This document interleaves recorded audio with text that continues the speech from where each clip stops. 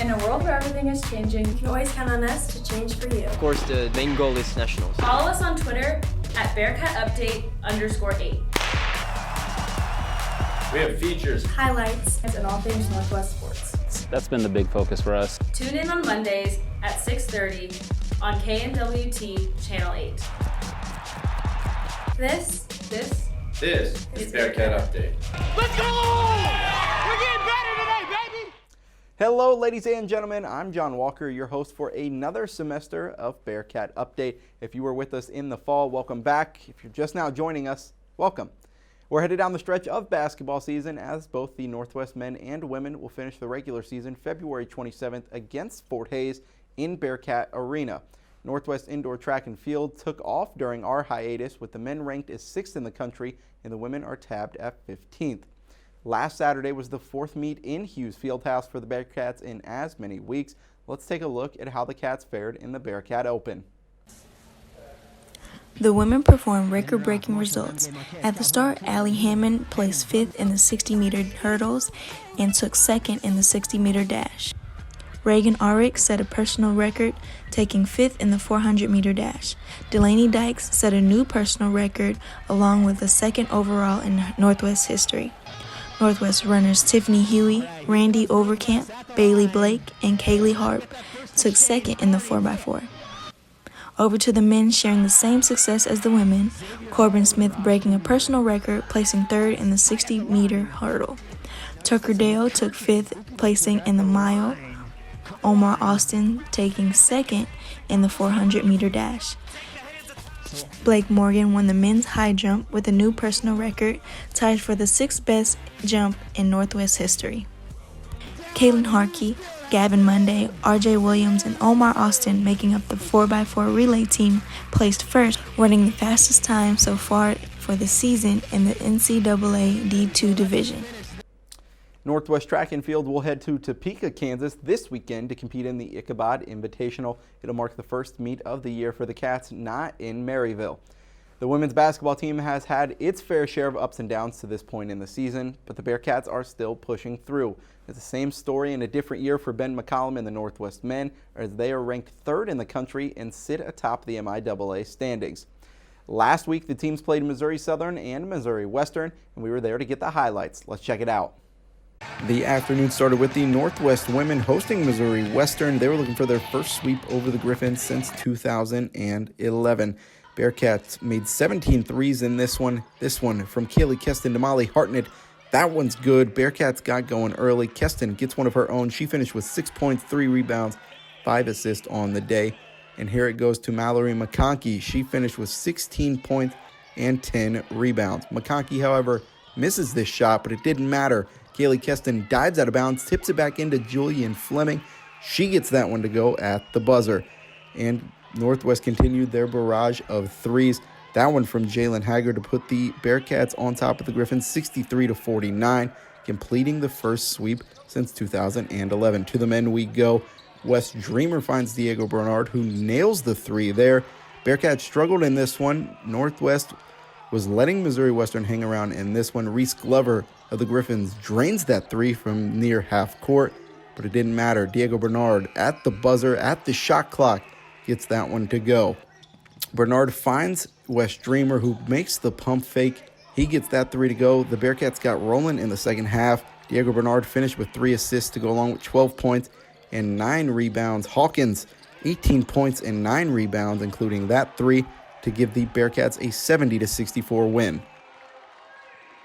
The men will travel to St. Joseph, Missouri to face Missouri Western Tuesday, the second game of a back-to-back series between the rivals. After that, they'll return to Bearcat Arena for matchups with Pitt State and Missouri Southern. The women won't follow the men to Western, but they'll open up both of those doubleheaders against the Gorillas and the Lions on Thursday and Saturday. Don't go anywhere. We're going to take a quick break. When we come back, we talk a little bit more about Austin Meyer and company right here on Bearcat Update. Welcome back to Bearcat Update. Women's basketball hasn't exactly had the season it envisioned. Prior to the season, sophomore forward Peyton Rao was defined as out with a leg injury. Since then, redshirt freshman and senior guards Emma Atwood and Kylie Coleman have suffered season-ending injuries. Our reporter Cole Stout met with the women's basketball team to see how those injuries affected their season plans. Cole. As the Bearcat women's basketball team is approaching their final 8 games of the season, ACL injuries have begun to affect some of the players. I spoke with 3 of the players, Peyton Rao, Emma Atwood, and Kylie Coleman, who've been affected by ACL injuries, about what they've been doing to help their team while off the court. Like doing the little things, like helping with confidence, and be like, hey, okay, like you can make that shot, we know you can, or be like, hey, look for this opening in your offense or defense too. So just kind of doing the little things. Not being on the court is obviously hard for us, but like there's other roles that we can fill in, just being like leaders off the court and encouraging our teammates and bringing the energy on the bench and just being confident for them.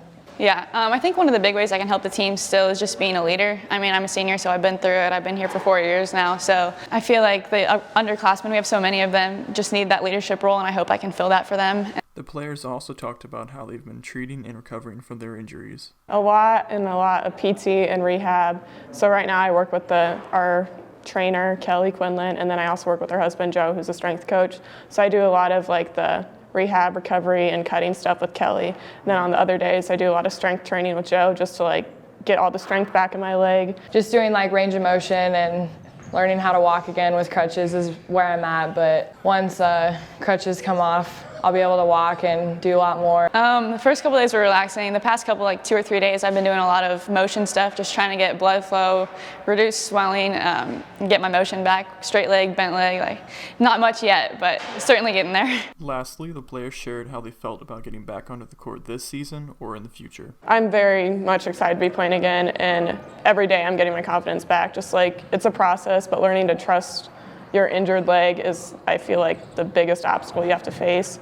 So I think when the time comes when I'm cleared, I'm going to be very much ready to be back on the court. I feel pretty confident with where everything is going to go in the future, and we'll be a full, healthy team next year. Yeah, I have no idea. I mean, this is like our COVID year, I guess you could say, so we do get another year, but it's a matter of, we have 8 freshmen coming in, so if I get the opportunity, then I'm for sure going to come back here, but I would love to keep playing. It's just a matter of if I get the opportunity. After talking to the players, I sat down with head coach Austin Meyer to ask him how the injuries have affected the team. It's been tough because it's 3 kids that all work extremely hard. They're all really good kids. They're really good teammates. And, we've had our struggles offensively. And so from an offensive standpoint, they're 3 really good offensive players. It's been tough having them down, but we've had other people that have stepped up, and our kids have continued to play hard and work and just try to get better every day. Coach Meyer then mentioned how he's worked with the team to account for the injuries.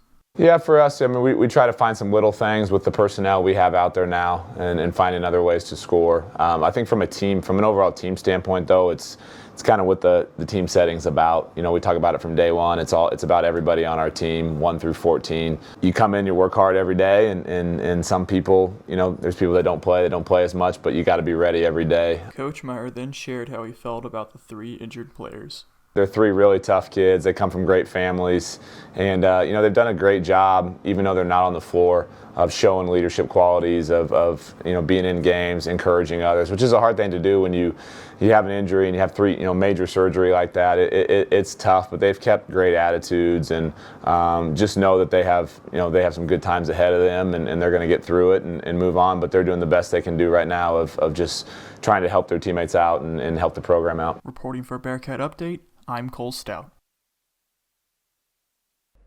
Thanks, Cole. We will be right back after this break to celebrate Black History Month. You're watching Bearcat Update on KNWT, Channel 8. Welcome back to Bearcat Update. February is Black History Month, and we are excited to highlight the influences of the Black community within the world of athletics. Instead of telling you guys about notable athletes we all already know, we thought it was best to hear it from the ones here at Northwest. Our reporter Chase Chambers met with a few athletes to see how Black History Month plays a role in their athletic careers. Chase. Senior basketball player Zoe Hayward and sophomore volleyball player Jaden Ferguson talk about the role Black History Month plays in sports around Northwest. I think that Black History Month plays a huge role in the athletic world today, especially with all the stuff that's been going on recently and in 2020. I think every day, and this month especially, allows the athletes, especially in the NBA and WNBA, to use their voices and their platforms to educate people that need to have those conversations or to help people understand better. Ferguson explains what Black History Month means to her. Personally, I've been involved in a lot of rallies that have supported the Black community and have talked freely about just how we feel and to get our word out. And so it's something that's special to me because it kind of plays off of Martin Luther King Jr. Day and carries out into the month of February. Student athletes are making their voice heard and want to make a difference around campus. I think that Black athletes at Northwest have made a huge jump, especially within the past year. I've noticed so many of them using their voices to reach out. Just last summer we had that protest that was put on by one of the soccer girls, and it was just nice to see the community of athletes come together here. Ferguson talks about who inspired her to become an athlete.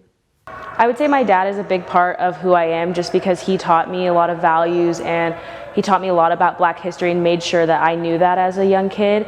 And then someone that kind of inspired me to play sports besides my dad was probably Maya Moore. She was a really great basketball player at the University of Connecticut, and she was just someone that I would sit on the TV and just watch her constantly. Reporting for Bearcat Update, I'm Chase Chambers. Thanks, Chase. And with another semester comes my first pick of the week for this spring. The pick of the week this week, Northwest Track and Field. We talked a little bit about what both the men and women have done earlier, but it's truly remarkable what Brandon Masters and Nick Gibson have done for the program in their third year at the helm of it. The Bearcats broke records during the first 2 months of the season, and that really set the precedent for what's to come for the rest of the spring. For those reasons and more, Northwest Track and Field is my pick of the week. That's going to wrap things up for this week's episode of Bearcat Update. Make sure to follow us on Twitter at BearcatUpdate_8. You can catch all of our previous episodes on YouTube at KNWT8. Thanks for watching. I'll see you next week. In a world where everything is changing, you can always count on us to change for you. Of course, the main goal is nationals. Follow us on Twitter at BearcatUpdate_8. We have features, Highlights, and all things Northwest sports. That's been the big focus for us. Tune in on Mondays at 6:30 on KNWT Channel 8. This is Bearcat Update. Let's go! We're getting better today, baby! Thanks for tuning in to this week's episode of Bearcat Update. For our last episode from the fall, click up here, and for all of our previous episodes, click down here. We'll see you next week.